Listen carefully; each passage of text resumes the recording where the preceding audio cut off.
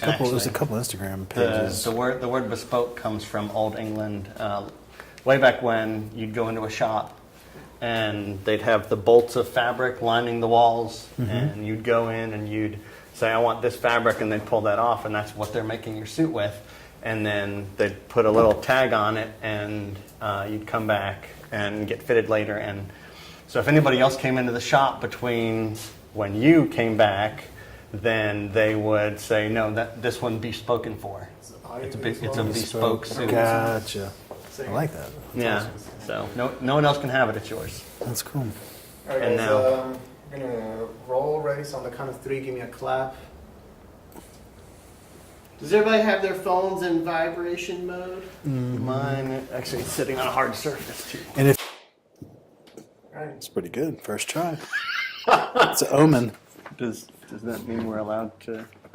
My name is Chris Mealy. This is Tyler Harris. and this is I'm Josh Bryant. and this is episode something of the Bespoke Life. It'll either be the second or third episode, and we're here to talk about style and shoes. And these two guys are some great resources, I think, for a different kind of style. I've noticed Tyler on Instagram, especially with the hashtag KOTD a lot lately, and the shoes that you're posting. And you told me about Josh Yep. and his shop, which I knew nothing about, and I think it's really cool that led us to come here to do this episode. And I would say, tell us a little bit about your background. Okay. And like what you do professionally. Yeah. And what that is. So I'm in the insurance business, and so obviously it's all about sneakers. Yeah. I'm just kidding. It really doesn't make any sense from the outside looking in. And so I have 2 insurance agencies. We've got over 200 agents across the country. Sold life insurance myself for the last 4 years. More now into the coaching, training, leading our agents so that they can perform better and make more money for themselves, their families, and then ultimately for the company. And so with that, kind of expanded into a lot of, really dove head first into a lot of stuff on social media. Yeah. Documenting my life over the last 2 years, a couple podcasts, daily vlogs, weekly vlogs, things like that. So that really, brings us to where we are now, and the reason why I think this podcast is happening is because I'm always been a person that enjoyed style, fashion. Take it all the way back to voted best dressed in high school. Yeah. literally, which I always kind of thought that was kind of lame at the time. But I guess it kind of makes sense looking back. It's just always kind of been my thing. I don't know. I've always been one that cared about it, I guess. I think that's probably the most. And some people would look at that and they'd be like, "Oh, that's lame. Like he cares about what he wears." But I don't. That's fine. I just always have. I've always kind of had a knack for, whether it was streetwear or whether it was like suited up like your audience primarily is going to be, whatever that was, being able to mix and match things and just make it work. But always trying to incorporate something new, trying to stay not necessarily like cutting edge, because I think a lot of times that gets a little crazy, but always staying somewhat up to date with what's going on in the fashion world, and but mainly just focusing on like what I like. And so when it comes to like sneakers, and we can talk about that, I don't know a lot about sneakers. I just know when I see one if I like it or not. And then for me, it goes back to really being a kid. Like I grew up in a good house. We certainly didn't struggle by any means, but it was a big deal getting a new pair of shoes. Yeah. Like getting a new pair of shoes was like that, starting the school year. Yeah. Or like maybe your birthday, maybe like, Christmas, something. And like I still remember that feeling of putting on a new pair of shoes, and it was just like the greatest thing in the world. And so as my business has progressed and become successful financially, I just wanted to feel that like every day. And sometimes it feels like it is every day, which my wife would probably tell you it is. But I don't know. I just enjoy keeping up with it. Like for me, it's just like if I were to have an addiction, I think it's not a bad one. I quit drinking like 16 months ago. And so that's the way I rationalize it with my spouse, I think, is that, How you does know, she like I feel don't about drink that? anymore. I don't do drugs. Like I just buy sneakers. And that at least makes her feel a little better at the time when I come walking in with like 4 boxes. Does she say, "Oh, okay"? She's into it now. Like she's actually gotten into it herself a little bit, which I don't want to have happen. Josh wants to have that happen, but I don't want to have this. That's like I'm looking at doubling my costs here. So when did you start? I mean, it started slowly from what I can remember seeing on social media, which is occasionally, Yeah. and then it became more of part of your image and wardrobe. I mean, a lot of that has to do with supply and access. Okay. And so, like before, it was just whatever they had at Finish Line, Foot Locker, Foot Action, whatever. I was really big into Air Max. Like I'm always been a Nike guy, like through and through. The only shoes that I wear that aren't Nike are probably Yeezy, which is Adidas, but like I don't even in my brain that doesn't even process that it's Adidas. Like I don't know why. It's just the most comfortable shoes I own. The Basically. Yeezys are? Yeah, by far. Some of the most comfortable that I own, but everything else is all Nike, And so it used to be all Air Max, like every kind of Air Max you can imagine. And then when they started remaking a lot of the old Air Max, like with the Flyknit, when they started doing that, which all of a sudden became like an older looking Air Max, but now was like crazy comfortable. I got really into that. Yeah. But just like I said, supply and just having access. Like there was a store down the road that opened up. This store opened up, and now I had the ability to reach out and say like, "Hey, these are what I'm looking for." Something I see on Instagram, like, "Hey, can you get this?" When they started saying yes, and I was like, "Oh crap!" Because now it opened up Pandora's box. I was like, "Well, if you can have anything, what would you want?" go. Yeah, and so. I think that's probably why it picked up some. It was just because gaining relationships like Josh. How did you connect with Josh originally? Instagram. Yeah? Just Instagram. Just stumbled across the page, and I was looking at the spot. I'm like, I think that's right over there across the street from Paula's place, and I came by here, and sure enough, it worked out. So when you want something, you play. It sounds like there's 2 main places. You just place calls and. Tell them Yeah, what it you're should looking DM. for? It's just a DM, really. Oh. It's typically just a DM or a text message. Just, the crazy thing now is like literally they come out with a new freaking Jordan like every 38 seconds. Oh yeah. Like legitimately, you cannot keep up. Period. Like when we walked in here a second ago, and I was just like, "Hey, what's going on with those turbo greens?" But a new one came out today, and a new one will come out tomorrow. And like it's crazy, but to me, it's cool. Like because it's something interesting. Like for me, like even with what I'm wearing now, like you can wear a suit coat, and I got these Jordan 11 cap and gowns on that for me are like dress shoes because they're like all black and they got a little patent leather on it. And so like a lot of what I do now is like mixing and matching. So like I'll wear like a suit coat. I may even wear a tie, but I'll have like these guys on, which like stand out like crazy. Which those are some of probably my all-time favorite. I was gonna say, do you have favorites? Shoes? These ones that I brought here are some of the favorites that I wear like all the time. Like so these UNC Jordan Off-Whites. Those are probably one of the more expensive shoes that I have. But these Yeezy 700 Wave Runners, like those are insanely comfortable. Really? The cool story about those, my wife got did one of the lotteries and got me those. So it's like the first time she ever got me a gift that I kept. I'm a really bad gift getter. And then these React are insanely comfortable. I've got like 3 or 4 colors of those. He's got a bunch of those here. They're crazy comfortable. They weigh like nothing, and I love them. So I don't know. It's just it's always something new. So, and it was Tyler. It was your idea to come here and do this conversation, which I thought was really cool to be able to talk to you also, because he self-admittedly doesn't know that much about shoes, and I would assume, but I just met you, I don't know. I would assume you know a lot about shoes with this being your shop. It's all stepping stones. It's all a learning curve for myself also. So, Yeah. I mean, I'm still learning all the different brands and everything and how to tell fakes from, legits. So it's just stepping stones. And this, you opened this when again? January 3rd. And Yes, sir. how did you end up in this business?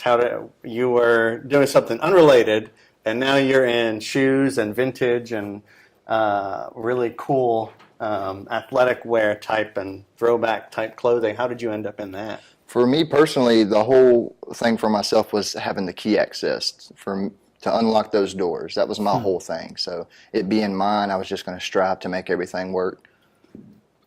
Did you is like the vintage stuff? That's always been your style. Right. See, my grandma actually took me to Goodwill's and all the thrift stores and everything like that. So it was always imprinted in my mind. I just never thought that, this would come out of it all.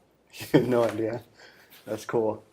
So, when we talked about this a minute ago, what's your style? What type of shoes do you like to wear? Me personally, I'd go plain Jane. The flashy shoes is really cool and all, but You're trying to say you don't get high on your own supplies. pretty much exactly it. Because if you wear the product, then you're going to sell the product. You know what I mean?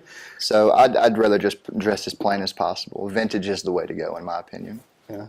How often do you look for shoes for yourself? It's very rare. Yeah? I'm the guy that'll wear four pair of shoes a year. Yeah. I'm used to growing up and having one pair of shoes for the whole year. So Yeah. can't forget where you came from. That's right. So he mentioned Yeezys being the most comfortable. I'm with him. Yeah. Yes, sir. Why? What do you know? Why? Why It's are the Yeezys boost, man. The boost is the way to go. You'll hear checks over stripes all day, but that's not our motto here.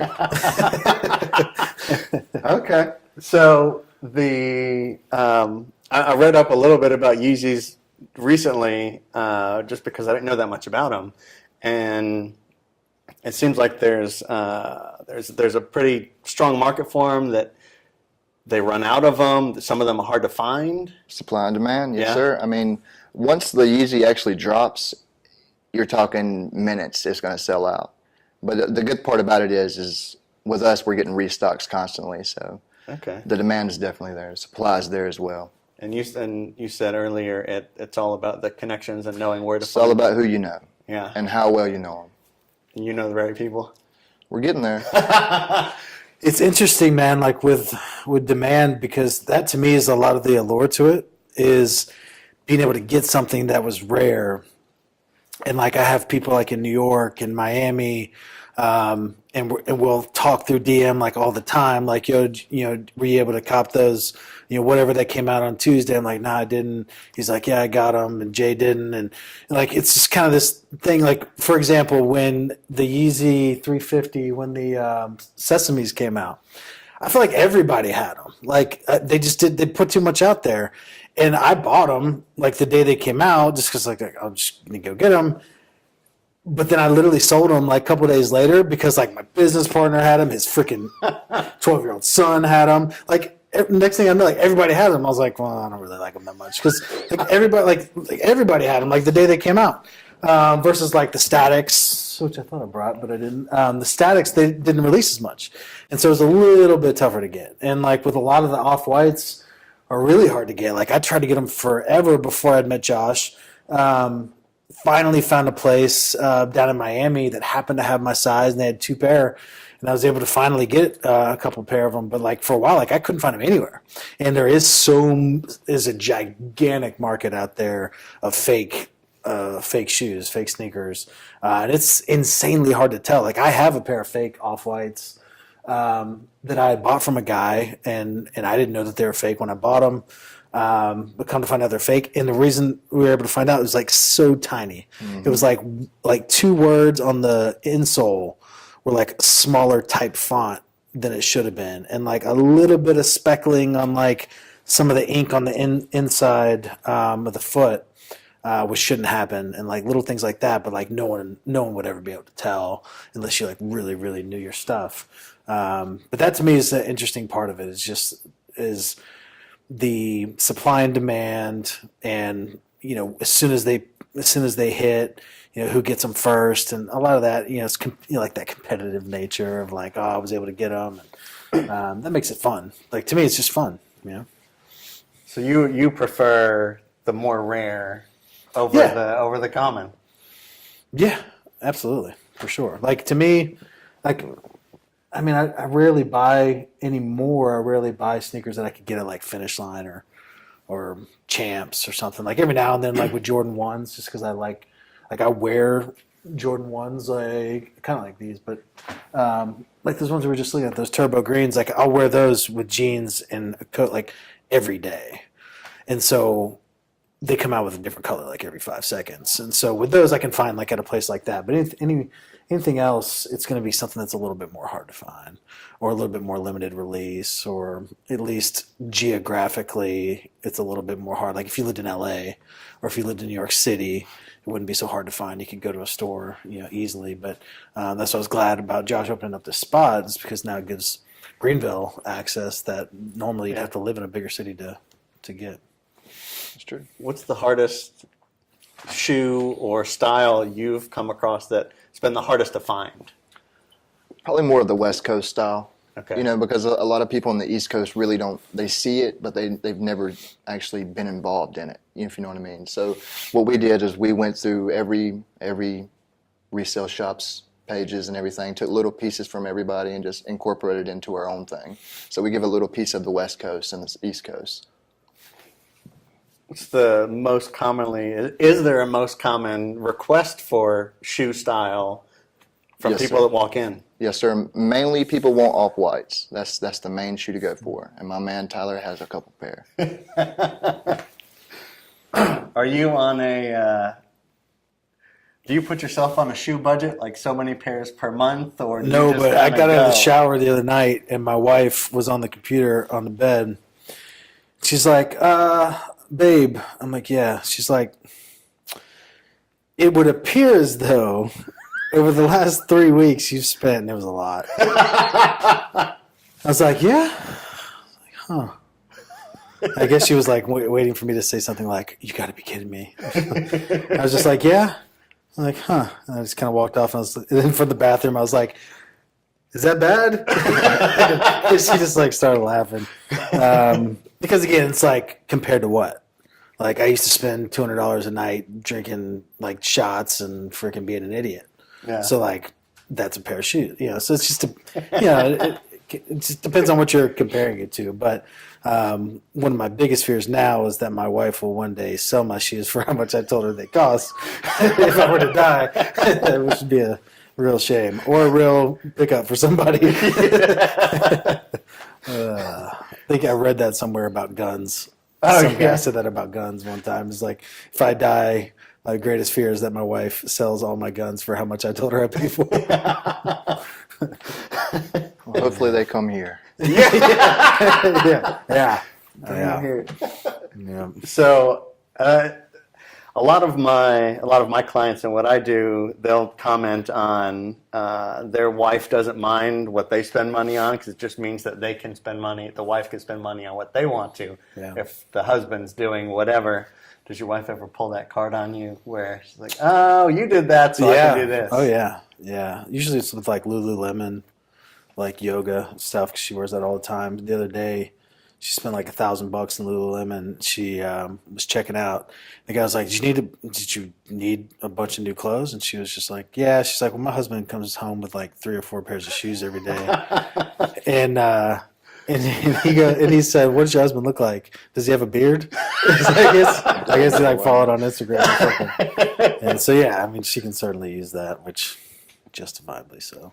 And when you're doing the hashtag KOTD now, Yeah. do you try and kind of get yourself on a schedule for what you're kind of showing every day? Yeah, it started out, Pablo, my videographer and the director of our vlog, he just had this idea of doing it because I was inevitably in my Instagram stories, I was each day like, having a minute somehow, taking a little picture or a boomerang or a video or something.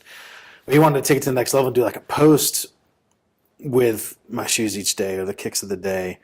And so it has quickly become this like creative process to where we're like, how do we one up each day and get more and more creative using like green screens and all these After Effects, and it's a crazy process now. And so sometimes like I'll wear some shoes to the office and then I'll take another pair too, so that we can try to get a little bit ahead of the curve, so we're not always like doing it like that day. So Yeah. usually it's like the kicks that were in the day before, but sometimes it's the exact same day. But the ultimate, like, it was strategic in what we're doing with that. Like, I hope to one day be sponsored by an organization that sends me shoes for free. Like, that's the end result. What kind of organization would be interested in the kind of representation that you're doing? It just depends. I mean, like, I know people that have deals with Nike because they're at that level. Not Yeah. at that level yet.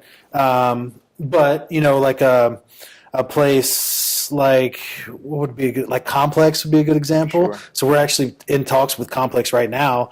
And so the way that conversation looks is, I've got screenshots of my guy and the main guy from Complex going back and forth. And like today, he sent him a screenshot of me because the hashtag Complex, I was the 4th post in the top posts under hashtag Complex. And I had like 3 posts in the top 12. So he's like screenshotting that stuff and sending it to him like, hey, my guy's doing these videos. They're getting a lot of traction. He's like 4 of his posts are in the top 12 of all of the hashtag of Complex. So it kind of like starts to build that little bit of awareness to where they know if they send me a shoe for free, or whether it's like Stadium Goods, or whether it's a place like this, or whether it's Sneaker Freakers, like huge on Instagram, with just all these articles, and if they were to send me a shoe and it said Kicks of the Day brought to you by Complex, and it's got their logo on there, then they know how many impressions, they know how many people are seeing that. We can track how many are going to, the link from my bio. Like, we can, all this stuff, all this data is, you can track it all. So it's just the influencer marketing, model, so that they can reach specific geographic areas, specific niche markets. If they see me as someone that's big in the insurance world or big in the entrepreneur influencer world, but also has this sneaker side, then that's interesting to them. Whereas it doesn't really make all that much sense on my profile as to like all this like business, motivation, some fitness stuff, and it's like sneakers. But it's all strategically trying to find these lanes that we're posting in, and so who knows what will come from it. But ultimately, So really, this is all I an wanted just investment. something to pay for this problem. This is an investment into your building your business. That's the way I look at it. That's what it is. Yeah. That makes it better. And you don't mind that he's investing in that right Oh, now. not at all. Not at all. I had a question for you also. You opened the spot. You've been open a minute. I mean, you just opened recently. Right, yes, sir. And things are going well, staying busy. I'm assuming it seems from what I've seen on your Instagram profile that you're doing a lot of different styles of shoes. And where does most of your clientele come from? Are the people that walk in, that people come to you through Instagram like Tyler did? Most of it is word of mouth. Social media is playing a big part in getting a lot of people in here as well. Right now, like I say, we're still in the stepping stone area, so it's snowballing. Mm-hmm. It will get there eventually to what I have in mind. But like I say, one step at a time. Yeah. Greenville's an interesting market, too. It's an interesting size, and I think it takes being thoughtful and strategic about it to be able to carve out a niche inside this size market. So you have to so it takes effort. You can't just pop up a shoe store and vintage apparel store and just expect people to walk in. Yeah. Because the market size makes it to where you have to go out and find them and be more proactive and be putting out content, daily so that people can find you.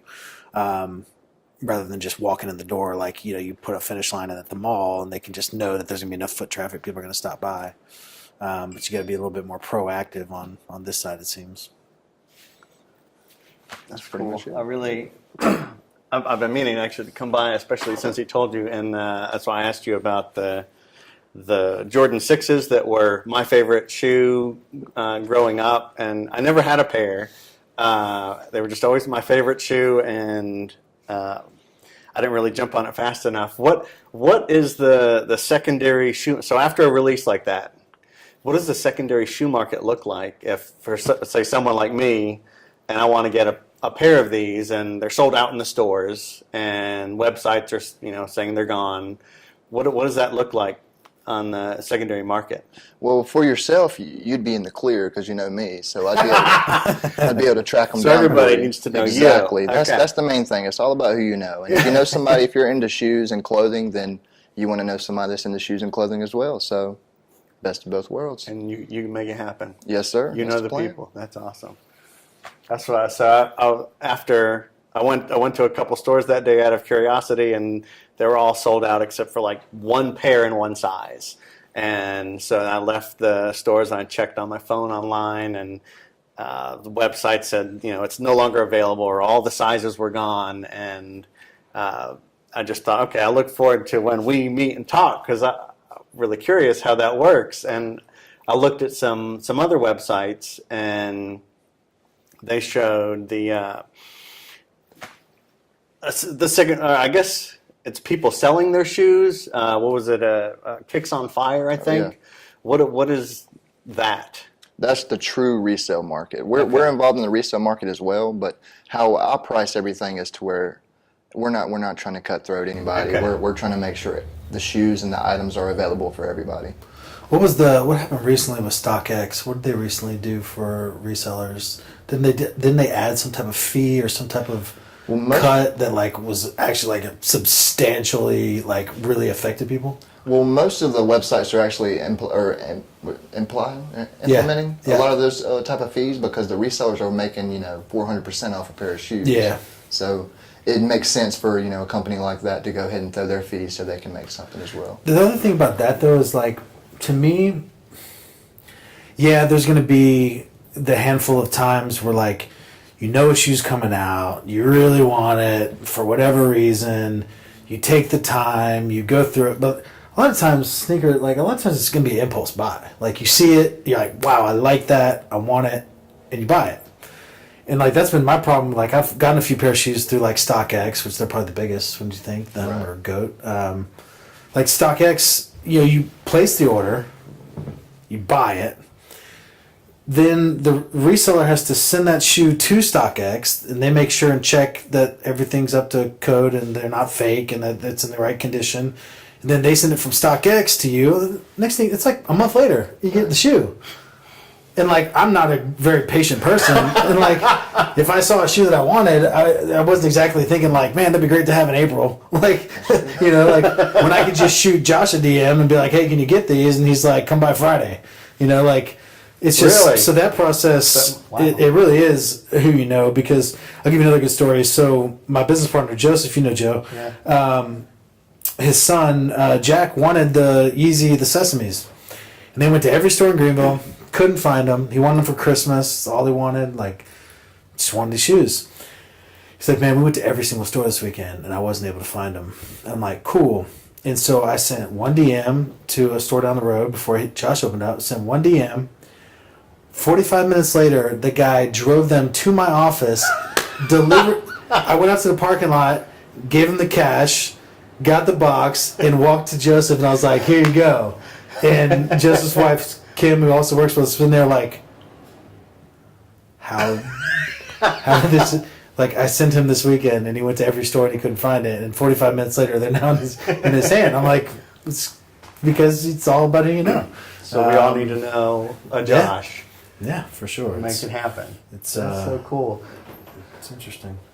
It is. One of the reasons why I want to do this, I really like different styles. Yeah. And I like that even before, now it's kind of a business. Okay.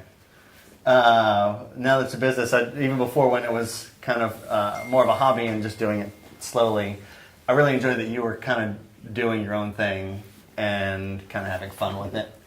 It's still not a business. It's still I promise you, if it's a business, then we are going under. That is for sure. only outflow, no inflow. Looking good going under, I guess. But And yeah, it's to me, the vast majority of people all look the same, yeah, especially in the business world. They all look the same. And so, to me, it's all about finding a way to stand out a little bit. And whether it's throwing on a little, pocket square that's different, or whether it's shoes, whatever it is, to me, like it's figuring out what your style is, and kind of making it a part of you. It's almost like personal branding. Yeah.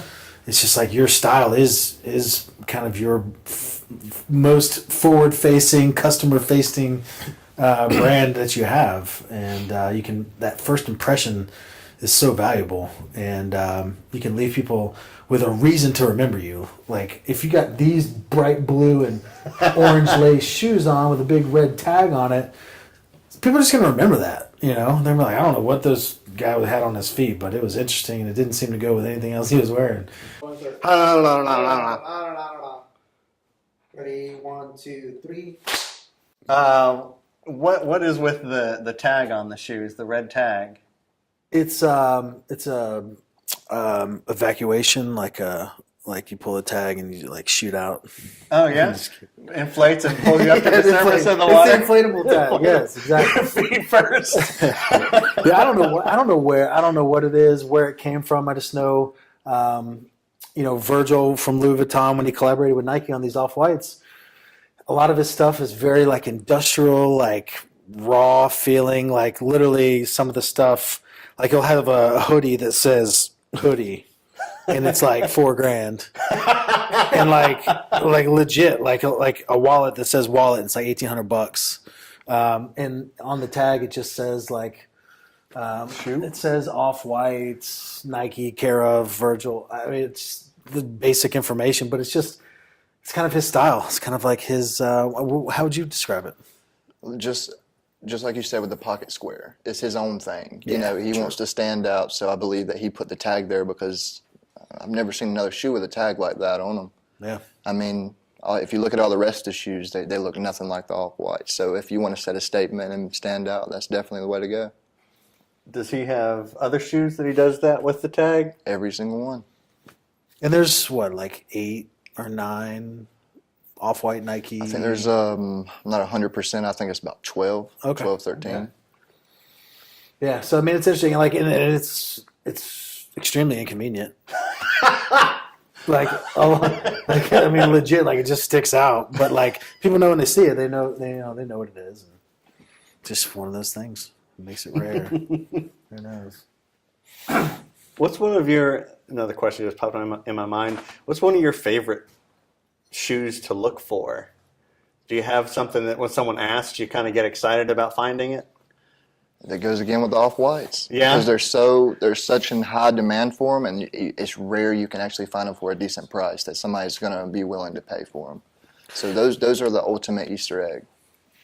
The reality is, I mean, like, if I didn't just love the shoe, like I wear all my shoes. Yeah. Every shoe that I buy, I wear. I throw the box away. I know like people hate them. Like you're supposed to keep the box. Yeah. Stuff. I throw every box away because I wear them.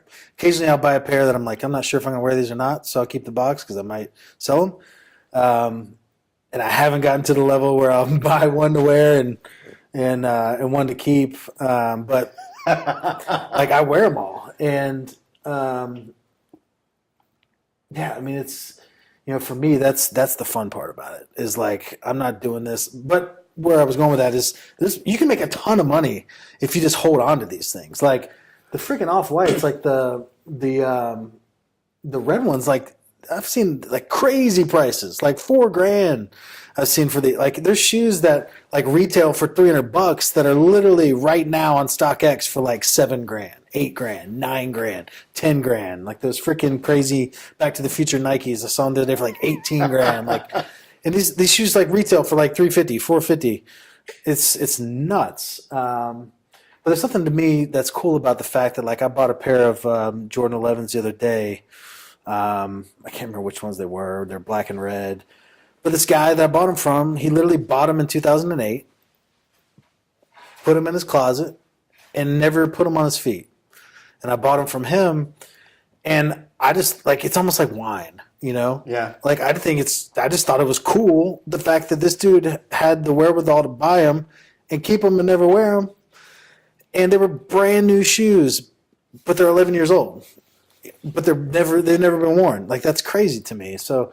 Like stuff like that just makes it interesting. It is kind of like collecting wine or collecting anything. I mean, Yeah. it's just collecting. Like that to me is all it is, but not collecting to show, collecting to actually wear. Yeah, so you wear all of them. Yeah, all of them. Do you have a big, huge, elaborate shoe rack in your closet now? It's growing. Like we keep adding racks and adding racks on the like bottom and on the adding shelves and walls and all. I mean, it's nuts now. It's actually really inconvenient. My wife. That's like the only thing my wife doesn't. Not a big fan of. You need to But build a separate closet for him. I know.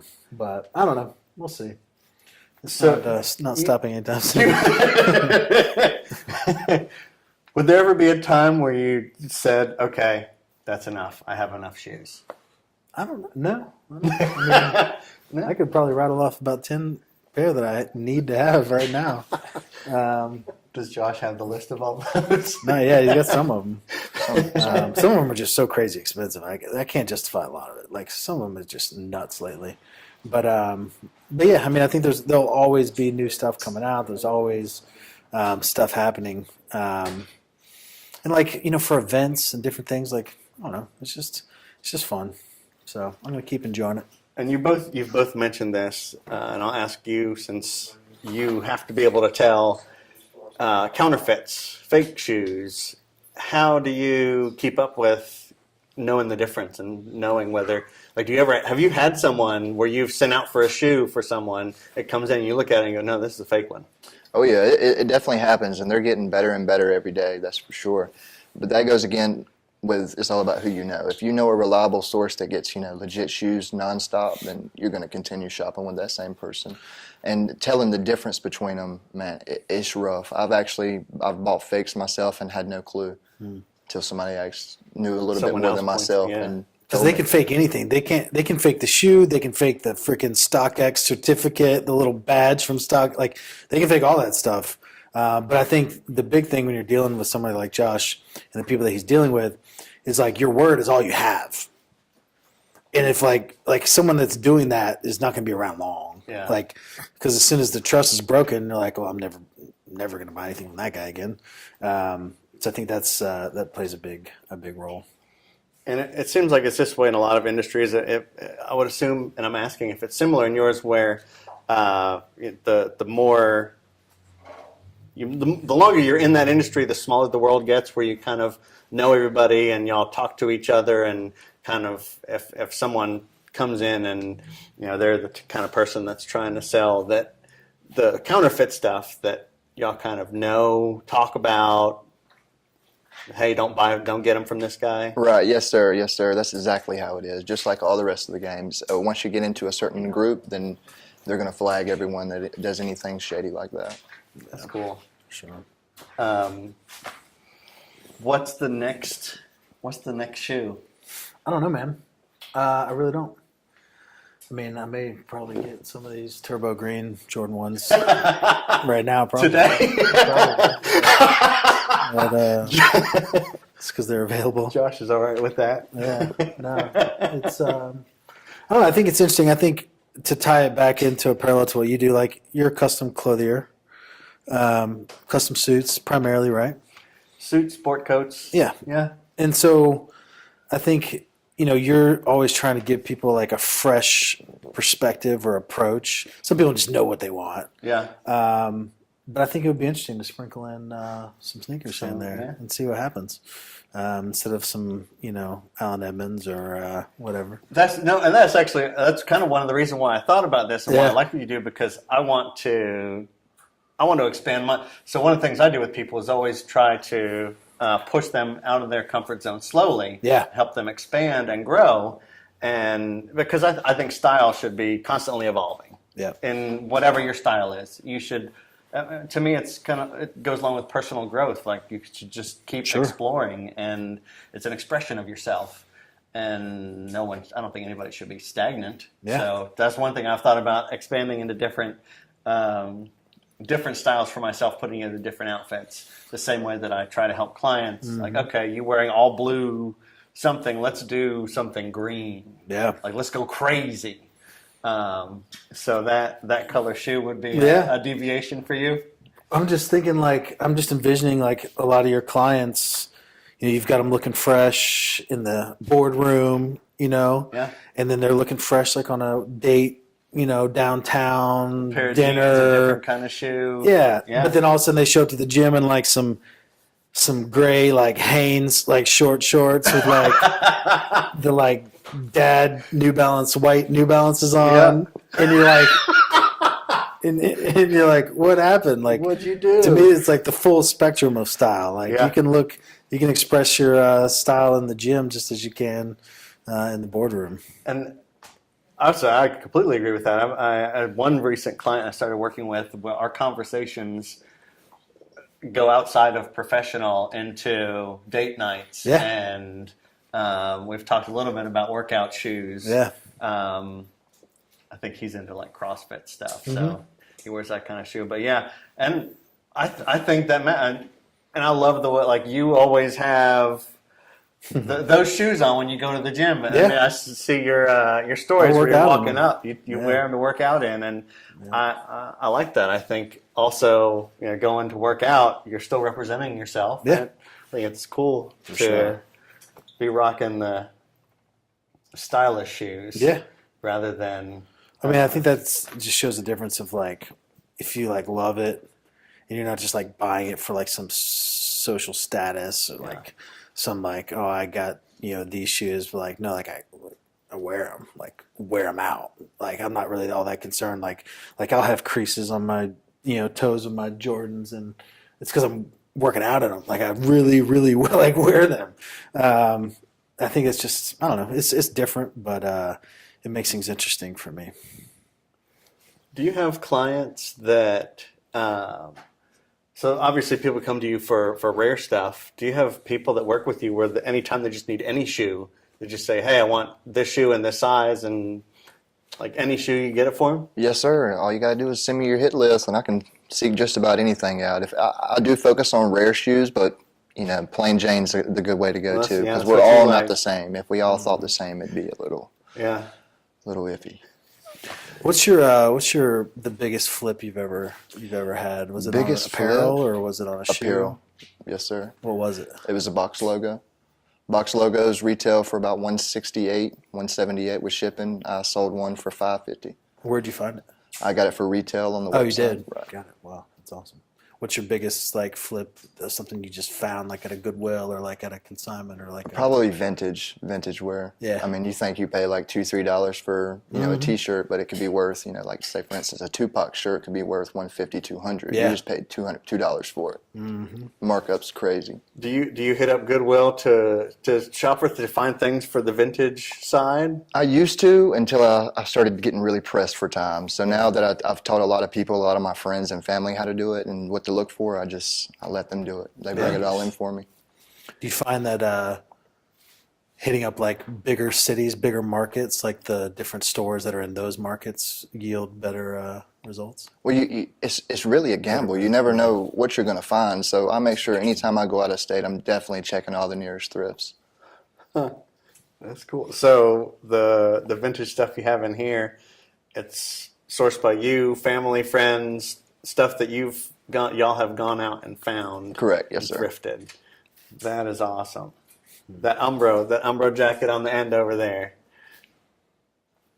Oh, those are coming back in a major way. I actually own a couple of those myself for personal.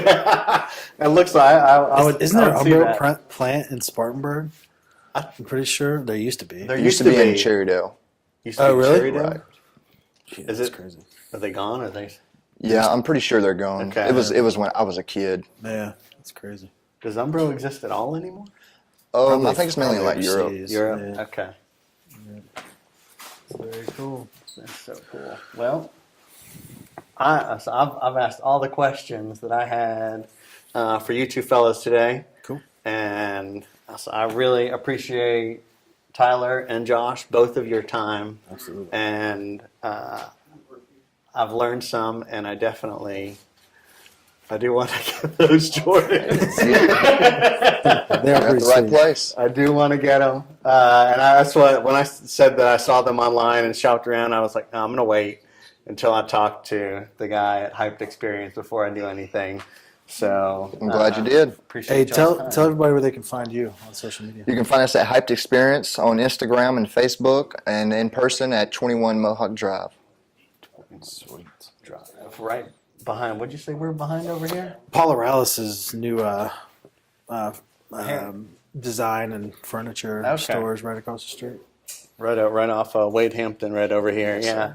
Yeah. Which when I saw the address and for us to get over here, I said, oh, they're right there. Yeah. Yeah. Yes, sir. Right off of Wade Hampton, behind where like Community Tap and Billiam. Yep. All right. Well, I appreciate y'all's time, and I look forward to getting those shoes, and I'll see Tyler soon at GBL Hustle Yep. Next week, next Tuesday.